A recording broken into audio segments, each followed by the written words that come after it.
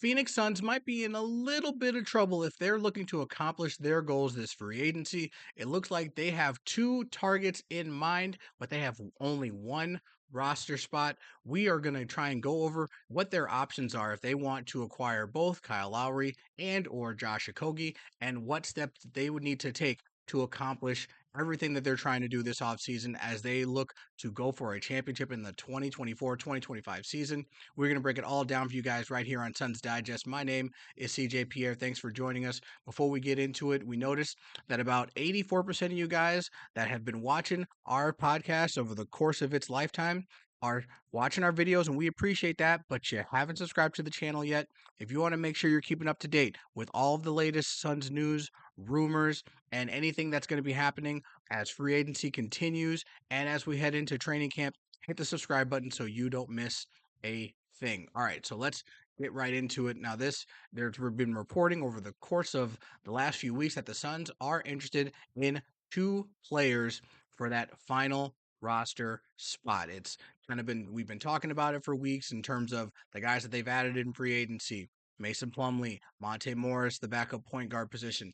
But there's still constantly ties to the Suns when in regards to two players. Those two players being Kyle Lowry, the NBA championship winning point guard that previously played with the Philadelphia 76ers. He has been tied to the Suns in numerous reports. And then there's also Josh Okogie, who was with the Suns last season, declined his player option, but there has been constant talk of the Suns wanting to bring him back on slightly more than the veterans minimum because they have access to his bird rights, and that is one of the benefits you have even though you are a second apron team in terms of wanting to adjust the roster. The latest reporting come from Gerald Bourgois.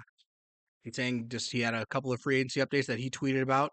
Said the Suns are still working on re-signing Josh Okogie. A few teams want him, but Phoenix is confident they'll be able to keep him.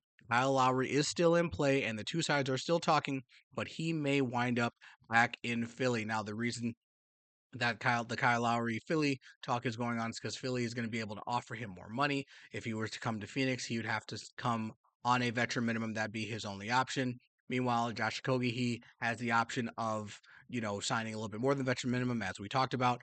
But the Suns are interested in both guys. It sounds like they want to try and figure out a way to bring both guys to the roster. So, what are their options? What are their options moving forward? And we kind of have to break it down step by step. Now, option one, they can pick between Lowry and Okogie. They can decide that they're going to put all their chips into one basket and go the other direction, right? And just say, look, we can't have them both. Our roster is full up for the most part. We only got one spot. Let's pick one. Which one we want more so than the other? Let's go in that route. If we're talking in the Kyle Lowry route, right? You have to know that you can't offer him as much money as other teams, especially if he's interested. So he's probably going to be wanting to be enticed with what's the sell, what's the pitch, what's my role going to be on this team? Am I going to start? Am I going to come off the bench? How many minutes am I going to get? Like, am I going to be in the closing rotation? These are the kind of things that a guy like Kyle Lowry, who is a veteran of this game, is going to be interested in more so than anything else. Last season, averaged 8 points per game, 4.2 assists per game, shooting 39% from three-point range, 45% from corner three-point shots. Again, he's entering his age 38 season. He's a little bit undersized, as we've talked about, but he's such a great leader, so pugnacious. He's a fighter. He actually rebounds uh, well for his size, and he is an asset that we've talked about that the Suns should be interested in.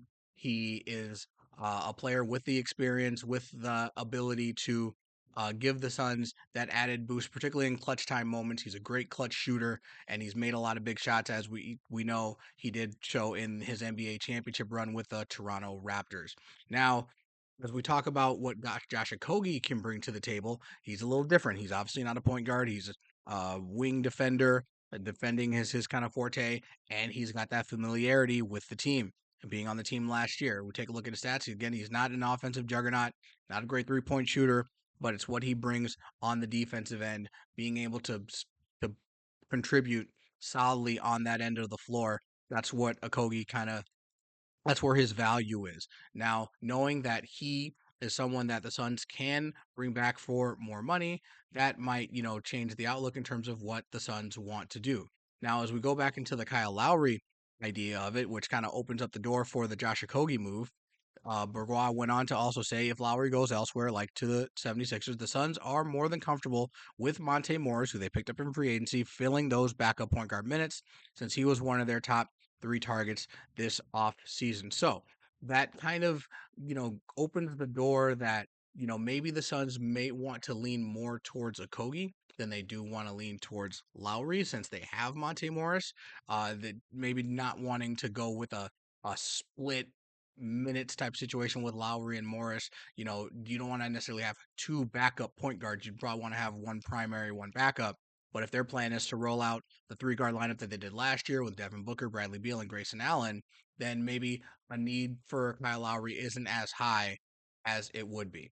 But there's another option that the Suns could take if they are dead set on getting both Lowry and Okogie and they can put their focus on them. They can sign them both and get rid of someone else. So that would mean someone that's currently on the roster, if they really want Okogie and Lowry, isn't going to be there in the course of next season. Now, when you start looking at the roster list of names, there's obviously guys who are not leaving. Kevin Durant, Bradley Beal, Devin Booker, the big three, they're not going anywhere. Grayson Allen just re-signed his contract. He can't be moved until the trading deadline over the course of the season. It's not going to be him. Royce O'Neal just re-signed. Not going to be him. Bol. Anybody who just re-signed Plumlee or just signed Plumlee, Morris, not likely. Their report was that Yusuf Nurkic was going to stay on the team. It looks like they've got their big man room figured out. They're not doing anything like that. That leaves just one name on the Suns roster that looks to be movable, and someone who I highly think that the Suns do still intend to move, and that is Nasir Little, the two two guard small forward. He's not really someone I see fitting into the Suns rotation right now based on everyone else that's on the team. You have to believe that the projected starting lineup right now would be Bradley Beal, Devin Booker, Grayson Allen, Kevin Durant, and Yusuf Nurkic, with guys getting minutes coming off the bench being Royce O'Neal, Monte Morris, um, Mason Plumlee, and then probably Ryan Dunn. That's when you want to get the rookies some minutes, and that's kind of where that rotation is. I don't really know where Nasir Little fits in terms of what head coach Mike Budenholzer wants to do. Plus, he's making over $6 million this season on last year of his deal. I feel like he's someone that the Suns are going to want to move off of, regardless of what happens with Kyle Lowry and Josh Okogie. I think that he could be a salary dump candidate. Probably try and find a team with some cap space that you can get maybe a future second round pick from. I don't think they can. I don't. I may be wrong about this. I'd have to look this up. I probably should have researched this before that started this video. But being a second name team, I don't think they can trade Nasir Little for cash. If I'm wrong about that and someone knows, let me know in the comments below. But Nasir Little is probably would be the casualty on this current Suns roster if they are dead set on trying to get Lowry and Okogie. But that path exists. If they get trade Nasir Little, they can still sign Lowry to the veteran minimum if he feels that that's where he wants to be and he feels that that's where his best chance to win a championship is. And they could then sign Okogie to that a little bit higher than the veterans minimum, thanks to his bird rights. Now, the last option, which is a little bit, counterintuitive to what this late reporting is that they can leave that final roster spot open. They have the minimum required number of players to field a team. It's not like they're forced. They're well over the salary cap. They don't need to hit a minimum threshold in terms of how much money they're paying out. They could leave that spot open for something that may happen down the line. Maybe there's a release of some kind. Maybe someone gets bought out. Maybe there's a scenario where they're able to add a different player that can fill a different need or a different role potentially down the line over the course of the season. Maybe there's an injury to one of their wing players. Maybe there's an injury to a big man and they need to go find a big man to fill in some of that time and some of that fill that spot. So there's an option that maybe they don't re-sign a Kobe. Maybe they don't sign Kyle Lowry to that minimum and they just stick to uh, what they currently have. Let's take a look at the roster as it stands now. Kevin Durant, Bradley Beal, Devin Booker, all making over $49 million next season. Yusuf Nurkic, Grayson Allen, Royce O'Neal, Nasir Little, as we talked about, there it is, $6.7 million.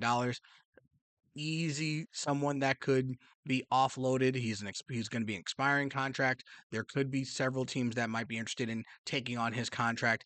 Maybe not necessarily before the start of the season, but look for if not at the start of the season, look for him to be moved at the deadline. There's Bol, David Roddy as the project, Ryan Dunn, the rookie, Mason Plumlee, Damian Lee, who did resign after opting out of his player option. This kind of the similar thing that we're talking about with Josh Okogie.